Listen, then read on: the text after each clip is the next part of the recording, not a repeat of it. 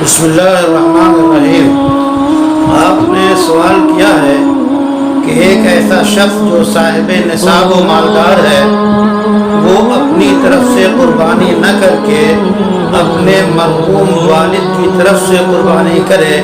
تو کیا درست ہے یا نہیں؟ اس کا جواب یہ ہے کہ جس شخص پہ قربانی واجب ہے اس کے لیے ضروری ہے کہ سب سے پہلے وہ اپنی طرف سے قربانی کرے۔ اپنی طرف سے قربانی کرنے کے بعد اگر اس کو گنجائش ہے تو کسی کی طرف سے قربانی کر سکتا ہے، لیکن اس مسئلے میں یہ بات بھی واضح رہے کہ ایسے شخص نے جو صاحب نصاب ہے اس پہ قربانی واجب ہے اور وہ اپنی طرف سے قربانی نہ کر کے اپنے مرحوم والد کی طرف سے قربانی کر دیتا ہے تو یہ قربانی اس کی طرف سے ادا ہوگی اور اس کا واجب